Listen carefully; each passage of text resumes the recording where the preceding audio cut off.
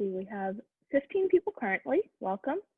I see some new faces who are interested in talking about biological sequestration. So that's great. So everyone for this, if you want to enable your video, you can. And you can also unmute yourselves. This is more, we're hoping that this can be a space that's kind of like serendipity at an in-person conference where you can meet other people who are interested in the same topics as you and have an open discussion. So I'll spend a few minutes talking about ideas that I've been thinking about in this area, and then we can turn it into a discussion and have the points be whatever people are most interested in talking about. Okay, so give me one more second.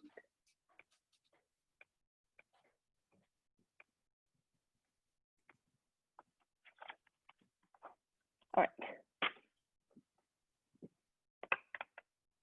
So I'm Cate Levey. I am a chemist and a material scientist. So currently I'm working at Impossible Foods and working on material science and natural polymers. And before this, I worked at Georgia Pacific, and at Georgia Pacific, I was making engineered wood products. So I was making polymers, adhesives for plywood and OSB. And essentially, my job there was to take wood, which is in certain dimensions and can be used for certain things, and make it more applicable for a wider variety of uses through certain material science techniques that we had, and did a lot of testing on it, and was able to learn a lot about how to take one product and combine it with others in order to make it more useful for a wider variety of applications. So what I've been thinking about is that for biological products, we already have carbon sequestration hugely scaled in terms of agriculture. The current statistics are that the Earth absorbs about 26% on a yearly basis of the carbon emissions that we emit. And if we could use the huge amount of land that we already have for agriculture, and instead of like temporarily taking that, having those plants take that carbon from the atmosphere, and then we just like turn it in compost or like don't utilize it. If we could take perhaps biological waste products, perhaps grow new things like bamboo, and then use material science to make a wider variety of products out of it. So one example of this is bioplastics. These have been becoming a lot more popular in recent years. And you can see that at least in the San Francisco area where I live, you will commonly get cups, disposable forks and spoons, straws, all of these things that are made from carbon that was originally taken from the air by plants instead of carbon that came from fossil fuels. And so this is a really cool opportunity, and it's been expanding more recently. So there was just a plant in South America that was built that's expanding the production of bioplastics. And I think that we're going to see this a lot more as consumers become more aware of the impact and footprint of the plastics that they traditionally use. Personally, one thing that I'm interested, I just wanted to say one of the things that I'm very interested in is trying to figure out how to convert the biomass fuel industry into sequestration of carbon rather than growing plants and immediately burning them. The scale of that industry is huge, but they're not doing what they claim to be doing. Yeah, completely. Yeah, we need to figure out when we're making these products and thinking about carbon life cycles, how to make things that are, like you're saying, not going to go right back into the air again. That will be locked away for quite a while. So just to sort of finish the arc of what I was talking about, we have these bioplastics that are commercially available, and then we have a lot of agricultural products that we could use as reinforcement materials.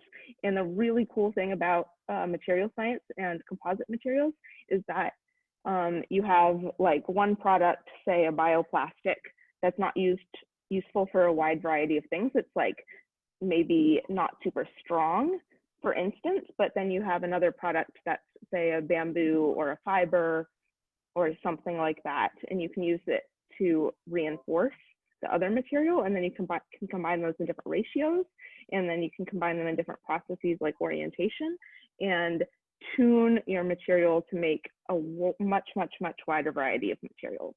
And so one thing that I'm personally thinking about and would like to brainstorm with you guys on is what products would be like things that consumers would be excited to buy that would be durable products that could be made out of these materials that combine like bioplastics or bio-derived adhesives with bio-derived like enforcement materials. And I'm also really interested to hear whatever you guys want to talk about and think about what products we think that there could be a profitable opportunity or market for in terms of what consumers would like to see that's not currently in the market. I don't know if packaging was already mentioned, but I would say packaging would be a huge one, if that's possible. Yeah, there's a huge consumer backlash right now about disposable packaging. And I think it's something that we, like, I know for me, I've assumed that it is the way it needs to be. And I think that people are rethinking that there's going to be a like huge shift in the next couple of years. I know there's one company in San Francisco that just came out of Indie Bio. I don't know if you guys were in the previous Indie Bio session, that's making bioplastics for packaging. Did anybody see that presentation and could share about that with us?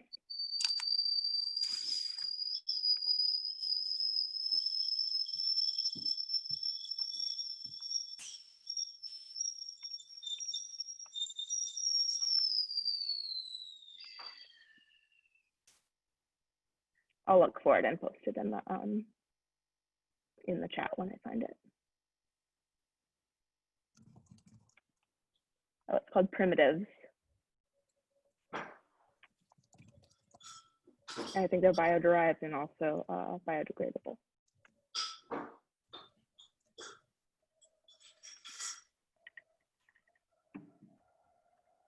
Cate, can you talk about what the topic really is for this session? The few words that were provided are not, which I'm sure is not your fault, are not particularly clarified.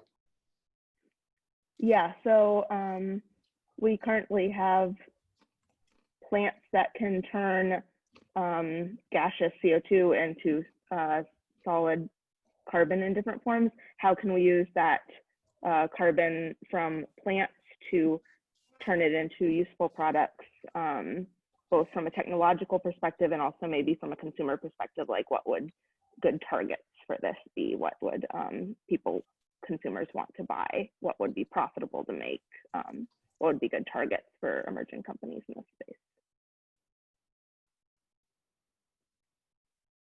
I actually have a question about this because I don't know, hardly anything about this space.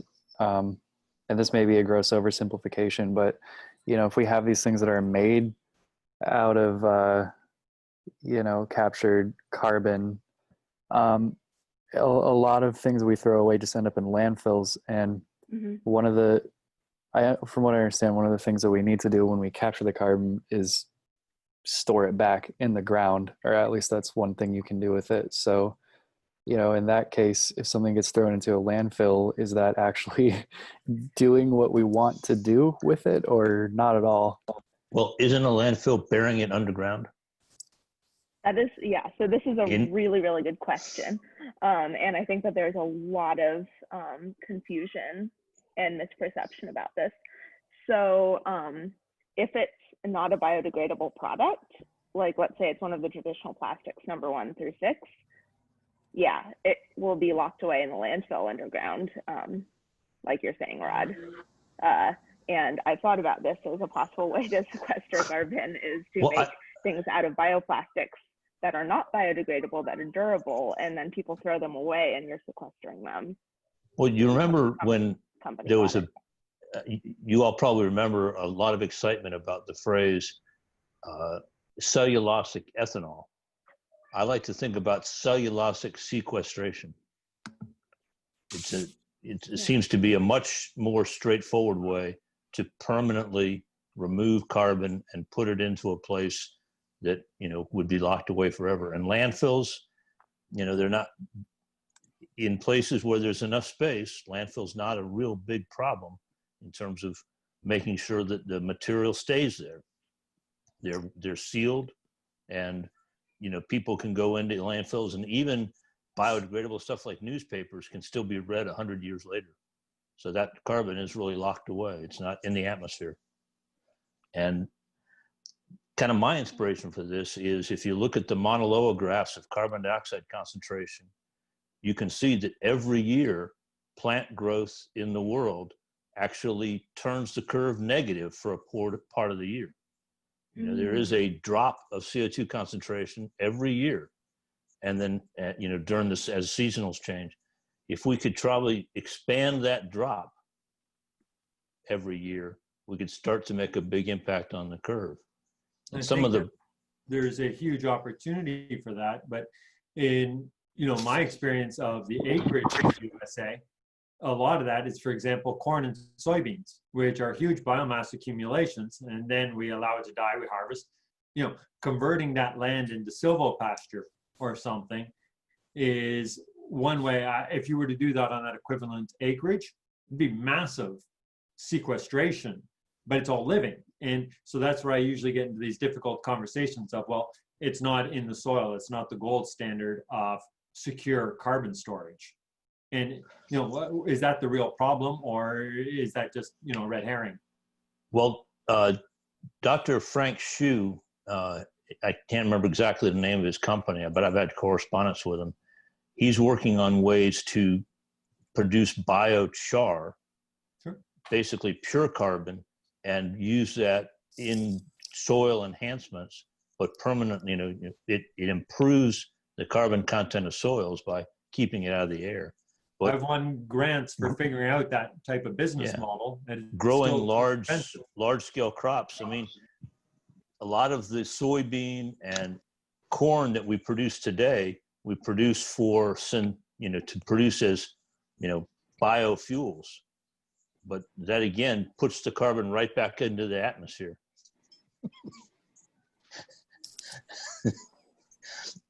But if we can, you know, do it in a way that doesn't put the carbon back in the atmosphere, we convert that big, huge scale industry to a sequestration industry rather than a synthetic fuels industry, which is sort of, you know, it's kind of greenwashed energy. If you're interested in talking about it, that's been my whole thesis for about the last 10 years, is trying to find a business model that works in the rural economy and that's not based on extraction. And, you know, the picture we have there, it's really the real estate industry that is able to finance something, but it takes thinking outside the box. So we can talk offline or through Zoom, but I think it's, I'm fascinated by your questions, and if it's a biological model or if it's a materials science model. Massive question. Or both. Yeah. I also, like, I really think the question about landfills is an interesting one. And like, I see a lot of people had mentioned packaging earlier, and how we can think about this problem in relation to packaging. So a lot of people are moving toward like biodegradable packaging, biodegradable plastics, things like that. And I think that it depends on how you dispose of these things. So if they're disposed of in a landfill that has like is free of moisture, is free of mostly moisture, it can be locked away for some period of time. If it's put in a composting facility, the carbon will go back into the air. If it's disposed of in a landfill that's not managed well, it'll actually degrade in an anaerobic environment. There's no ooze around to make CO2, so it'll turn to methane instead, which is 20x more greenhouse gas effect per molecule of carbon. So like that's something I'm interested to hear other people's, like if anyone else has thought about that. And this question of like what happens to the packaging after it gets thrown away, and how can we think of that in this carbon cycle framework. I think when you think about things in a carbon cycle framework, you maybe move away from the fear that has been imposed on landfills. You know, that landfills were a huge issue. And, you know, we heard about barges running around the ocean without any place to go. But there are places where landfills, properly managed, you know, build up huge amounts of material and eventually become useful hills and parks. One of the more interesting parks that I visited is in Virginia Beach called Mount Trashmore. It's a place where there are no natural hills. Virginia Beach is in the lowlands of Virginia, but a huge landfill that's now a place where people play every weekend, because that's the mountain was created. The material is all still there. It's sealed up. It doesn't have, you know, methane popping out and stuff. It's, I don't know. When I've gone Something to to think about. the municipality to try and graze landfills because they're massive acreages, the answer is always no. It's just not being allowed by our state environmental organization. You know, keep that cap clean, nothing to interfere with it. I wish all landfills could yield usable land above it afterwards, but I have yet to figure out how to harvest, or even, you know, just ask for the grazing rights to the grass on there is a no every time.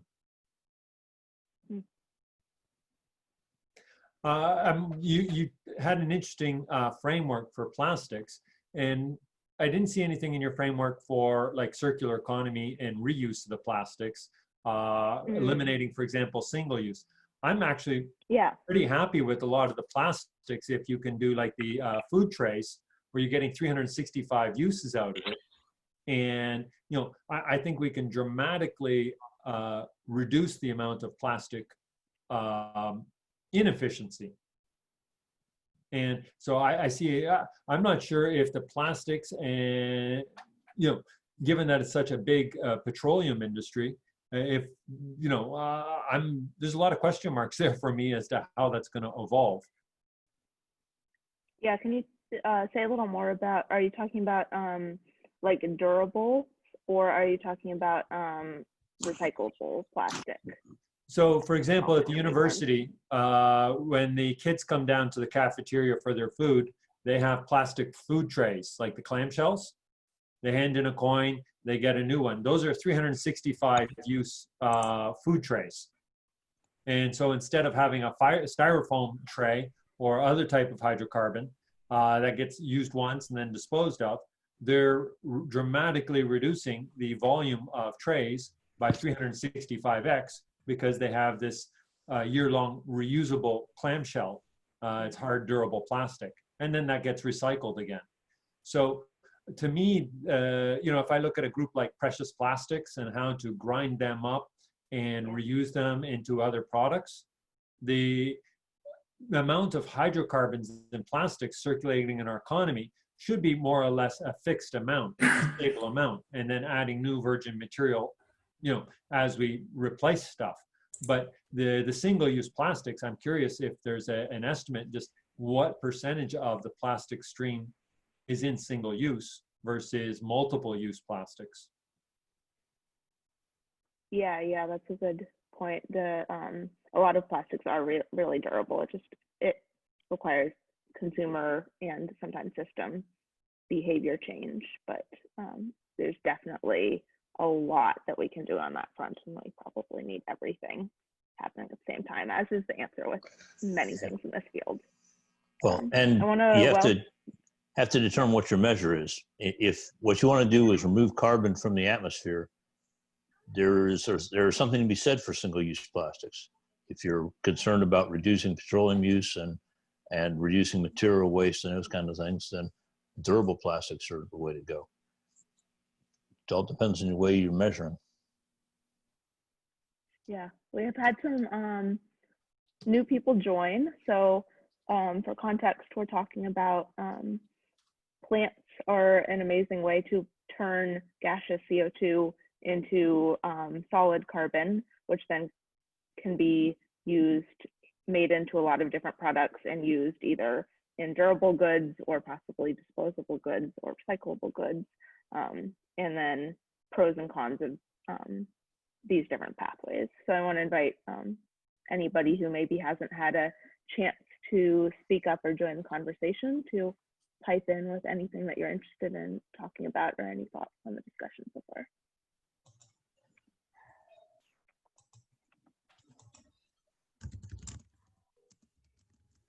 Alexandra, did you have something to say?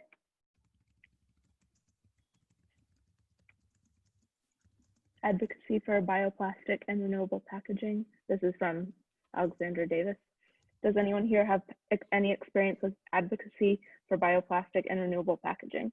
Thinking about what the opportunities may be to work from the outside the system to encourage uptake of novel alternative packaging materials.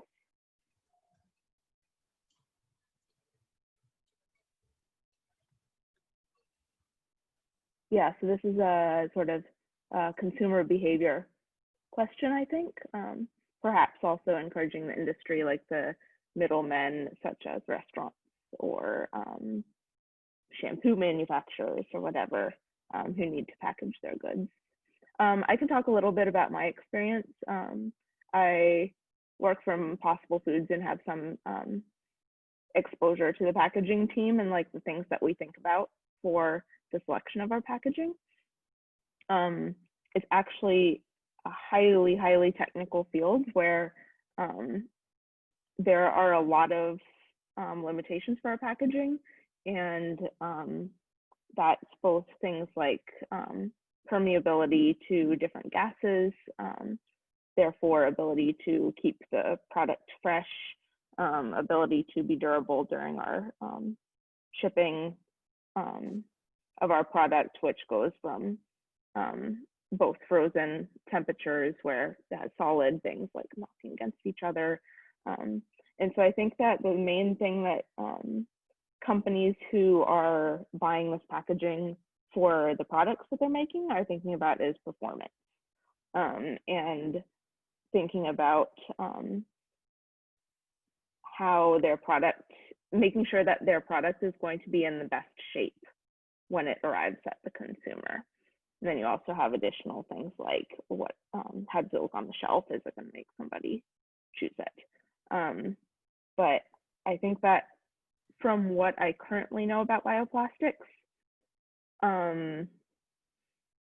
there are some limitations in the ones that are most commonly used, in that they are not,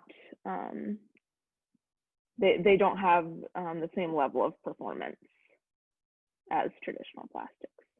One area that I'm really excited about seeing, and I hope that there's a lot more development on soon, is there's the opportunity to make traditional plastics, like numbers 1 through 6, that you can, that are chemically identical to ones that are currently on your shelf in your kitchen or your bathroom, from bio-derived sources. And so you could have a plant like corn or sugar or something like that, hopefully in the future, even like waste products, but that needs to be developed further. So you have a plant that gets turned into like number 1 plastic or number 4 plastic, you use it, and then it can be recycled back into the recycling stream with a bunch of the other plastics that are from traditional oil derived sources. And I would love to see that become more popular. I'm not sure what the technical barriers are to doing that currently, as opposed to making the plastics such as PLA, which cannot be recycled back into the current stream. I'm curious if anyone knows anything about that on the call. I actually didn't realize that there were so many different types of plastic. Is that what you're saying? You're saying like numbers 1 through 6. Mm-hmm. Like, does that denote like durability or something? Yeah, so this is in the US. Plastic goods will on the bottom have a little recycling symbol, which is a triangle, and then it will have a number 1 through 7 in the middle, and that denotes which polymer it is. So like polymer A can be melted with polymer A, and it can be reformed into a new water bottle, for instance. Okay. All right. Yeah, I have seen that. Yeah, I remember one time took like a recycling like workshop, I guess, and they did mention that. I just forgotten about it. But yeah, so you're saying that you can create all of those kinds of plastics from what, renewable sources or carbon captured sources? So, yeah. So I've seen maybe about half of those types, the ones that are currently used by industry. I can't remember off the top of my head which ones, but I don't think it's that important. But there are examples of about half of those being made from renewable plant-derived sources. And I think that that's a huge opportunity for this industry, is to figure out how to make those and scale them, because I think that, in my opinion, that's a major key to getting industry to adopt these renewable sourced plastics, because they can just drop them right into their chain and their manufacturing that they currently do. They wouldn't have to change anything. Right. Okay. Yeah, that's a pretty neat idea. We see more people doing that. Yeah, and I'm like, if anyone has any resources on plastics, I would be super interested to connect with you after the conference.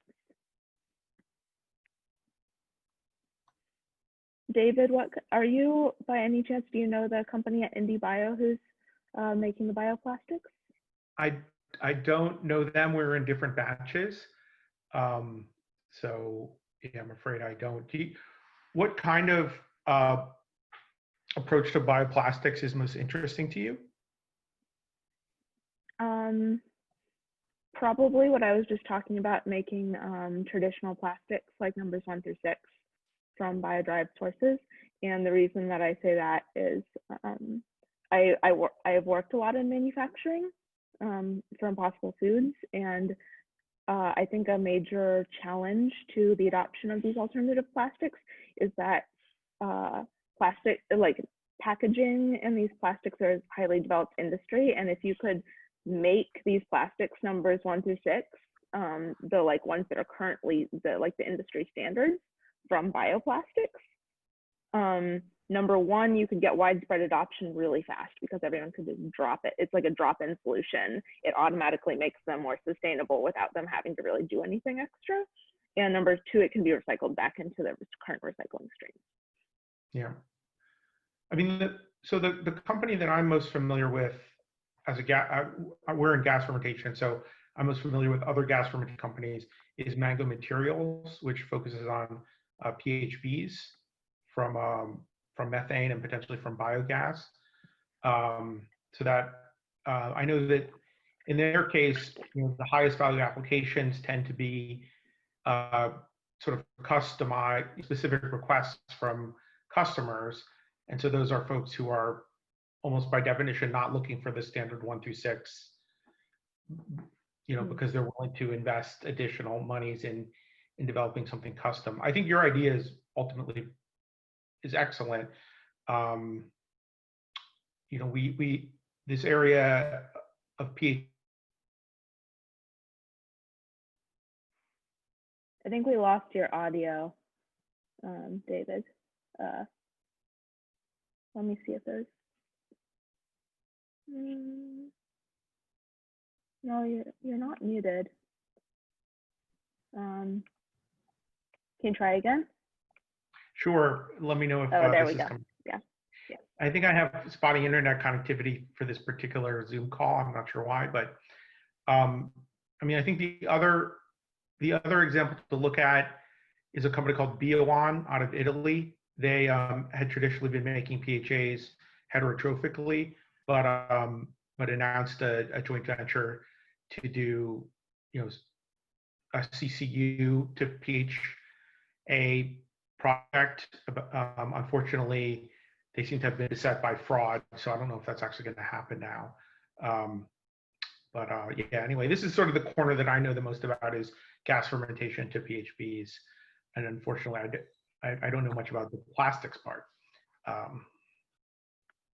you want to talk a little bit more about that for anyone on the call who might be interested? Yeah, so there are a lot of living cells naturally make a biopolymer called PHB. We even, I think, make small amounts ourselves as human beings. Some of the organisms that can make the greatest quantity of it are bacteria. Some of them use it as an energy storage, the same way that we use fat. And so you can see PHB concentrations up to 90% by mass. So, this can be very possible to separate or extract.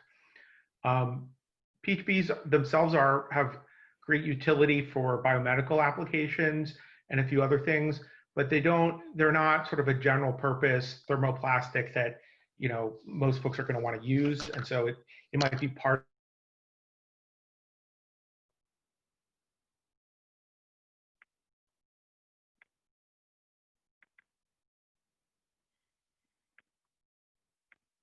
I lost your audio again. I'm not sure if other people can hear. Basically program these organisms to create desired polymers, and that could be a very interesting way to take they get their carbon source is CO2, and therefore they could be run on flue gases, greenhouse gases that would otherwise go into the atmosphere, and you could use it to produce custom polymers. So as far as I know, there aren't a lot of folks who are really working on that yet. Our company had some years of experience doing that, but decided that nutrition was a better market for us. So we've been applying our technology platform to making food and feed ingredients rather than polymers. Wow, that's really cool. Can you talk a little bit more about that journey, and maybe if people could give a idea in the chat whether people are more interested in like business models or technology? I don't have a great idea of who's on the call. I'll be cautious because I did cover some of this in the Indie Bio session. I don't want to repeat things for the same people. It looks like besides you and me, there are 8 other people on the call right now. But basically, the technology platform is using hydrogen oxidizing bacteria. So bacteria that can run the same Calvin cycle that green plants do in photosynthesis as a way to capture CO2 and fix the carbon. But for these bacteria, and these are very similar, these are the same general kind that Lisa Dyson will be referring to in her keynote at the end of today. She manages a competing company to mine. They use the chemical energy from hydrogen. All these bacteria use the chemical energy from hydrogen rather than the solar energy from the sun to operate their Calvin cycle and their biosynthetic process. And so it's a way to make a lot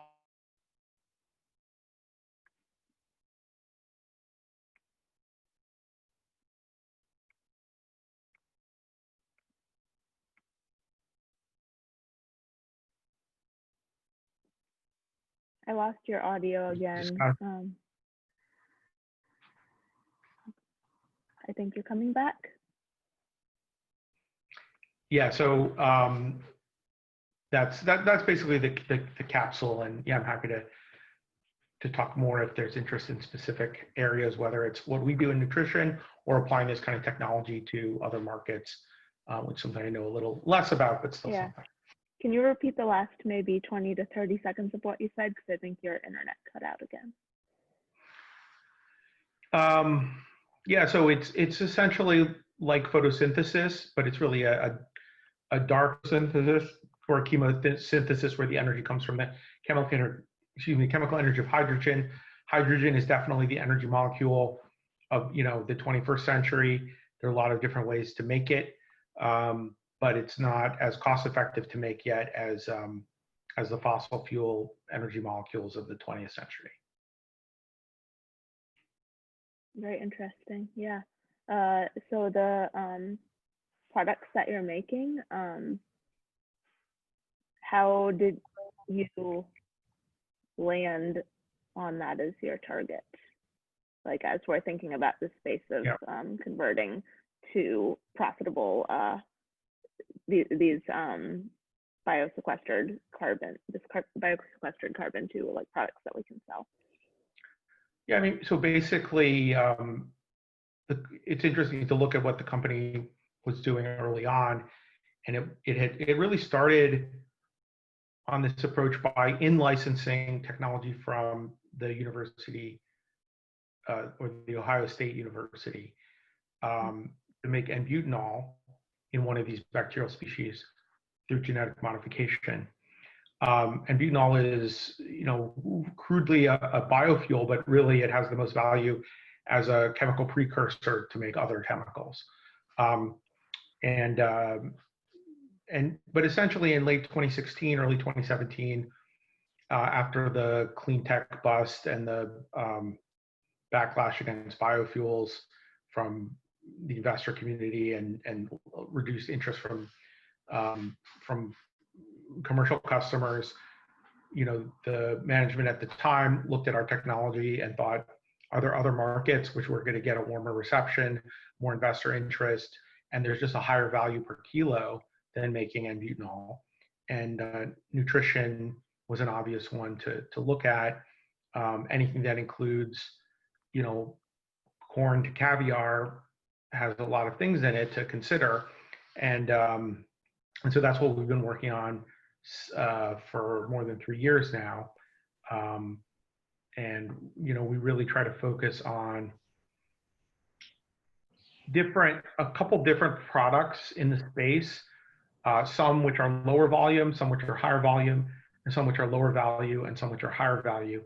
And if you have a variety, then you have a business model path to scale up your systems and to commercialize without burning a lot of money in the process, although it does require burning some money in the process, as with anything where you have to put steel in the ground. Yeah, thanks. That's very interesting. And you said you cool worked to hear at about like a very different company working in the same space. What was your question? And did you say you worked at Impossible Foods? Yeah, I'm a scientist. Yeah, so that senior food technologist. That's an interesting potential customer for us in the future. We're focused on aquaculture, animal nutrition now, but it obviously would be more effective for everyone to go directly to human nutrition and not have intermediary, salmon or Mediterranean sea bass. Yeah. Okay. We also have an interesting question from Eldert here. Can vast crop or bare land areas currently housing solar or wind farms be utilized for carbon capturing through plants? Are there studies or practices in place focusing on ways these lands can be utilized for large-scale carbon capturing? Interested in learning more about this topic if you are aware or knowledgeable. Yeah, I think that's a really interesting question. We, especially with wind farms. Solar farms, I'm not sure if there's much land area because you don't want shade. But I think as I live in California, and so I think about on one of the drives from one of the drives into California, there are these enormous hillsides with vast wind farms, like as far as you can see. And if we could take some of that, the windmills are like really, really high up, and then somehow choose the best species to put like a layer down from that could capture all of the light coming and utilize that for photosynthesis and removing air from the carbon from the air. I think that's a really interesting idea. If wonder if there's anyone working on that already, because it seems like extremely promising, because you already have like value aligned landowners likely, and if you already have these value aligned landowners, especially if you could like couple them with some sort of like carbon offsets program, you could get much more, you could make a lot more money off of your land. I think that's an amazing idea. Does anyone else have ideas on that? Or Aldrich, do you have anything else to say on it?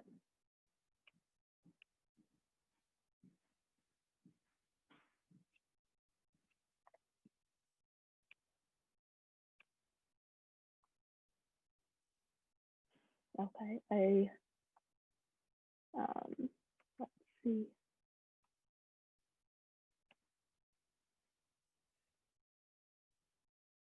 Okay, what do other people have questions? You can either start your video or unmute yourself. You have that ability, or you can ask in the chat box.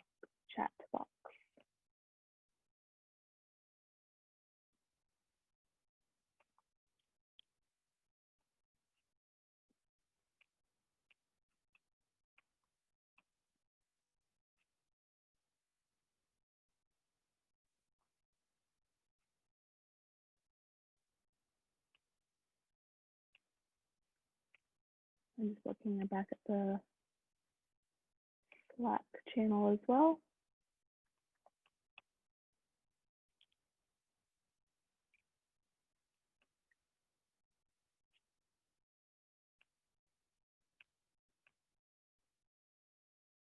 Oh, thanks for the feedback, Albert.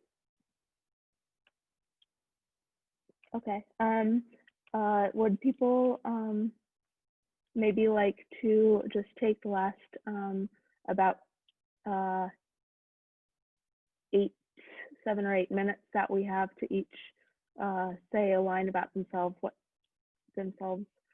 they're interested in, and maybe if there's anyone that they're looking to connect with out of this conference, so that people can make connections afterward, either through Slack or LinkedIn, because we all chose this session and we're all interested in this area. So we want to have the serendipity of meeting people like you would have at a normal conference as you're filing out of the room. So let's maybe each unmute ourselves and introduce ourselves.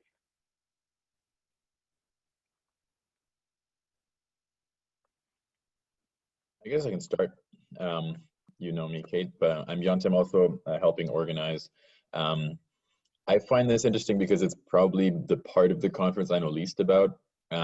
I'm more focused on the direct air capture space, interning at Verdox starting Monday, which is a young direct air capture company out of MIT. And so it's interesting to learn more about what else is going on. And so I think the bio side is really interesting.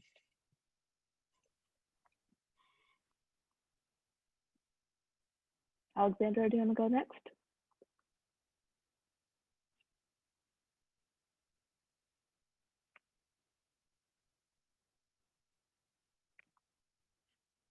Okay, I'm not sure Alexandra's there. Stacy? Hi guys, I'm Stacy. I live in Colorado and I'm a writer and marketing consultant. And I just got really fascinated in this topic because I met Tito and Ari a few months ago. So I'm just sort of learning, and this was, again, like a couple of others of you, this is kind of a part of the conference that I know the least about. So it's super fascinating, and thank you. Great, you're welcome. Thanks for joining. Michael Napper, do you want to go next?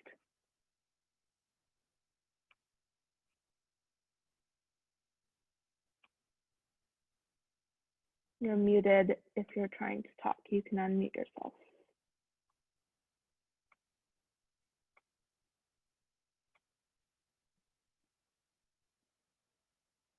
Oh, okay. Michael's putting his kids to bed. Albert? Hi, everyone. My name is Algert, and I work for an EPC company, a global EPC company here based out of the United States. And we've been looking into getting direct air capture and other forms of carbon capture as part of our decarbonization solutions that we offer to our clients. And looking into different ways that we can partner with technology providers and helping scale up opportunities and looking into collaboration across the board. So, Yeah, that's great. Also, if you go to the AirMiners website, not the conference side, but just AirMiners, there's a huge list of companies, and there's a lot of resources in that space there. So I recommend that you look into that. Great. And then last, I have someone. Thank you. Yeah, you're welcome. Someone calling in on a phone. Do you want to introduce yourself and say what you're interested in or what you might be wanting to connect with people after this event? Hi, yes, this is Alexandra. Sorry, I missed missed you before. But I'm Alexandra Davis.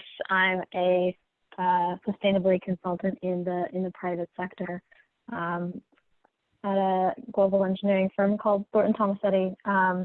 But my particular work and interest really for being here is around embodied carbon and sequestration in materials. So kind of interested to learn about what else is kind of being done on the consumer end of material work, and thinking a lot about renewable and regenerative construction materials for our industry. Yeah, great. That's my favorite topic. Feel free to message me after. Okay, we have Great, one last person. Yeah, we have one last person who joined, Peter Crane. We are just sort of as an outro, introducing ourselves, what made us interested in this topic, and if there's any particular topic or people that you're looking to connect with after this, as sort of recreating the serendipity of walking out of a conference presentation at an in-person conference and meeting with people and chatting on the way. Yeah, no, I was just hopping around, listening to the different topics. I work with a venture called Planet Positive, and we're helping funds scale and promote policy around climate solutions, with a focus on biodiversity and regenerative agriculture and clean, sustainable energy. Fantastic. Great to have you. Thanks. Okay. So it's now 2:54, and at 2:55, we're all gonna head back to the main conference session for our last keynote by Dr. Lisa Dyson. And I think she's also going to be touching on some similar topics to what we've been discussing the last 20 minutes or so. So I'm really looking forward to hearing her presentation on utilization in a whole bunch of different categories that she and her companies are involved in. Most recently air protein, but there are also tons of other ones. So I encourage you to also check out their website as you're heading back to the main meeting room if you have a few minutes that you're not using for bio break.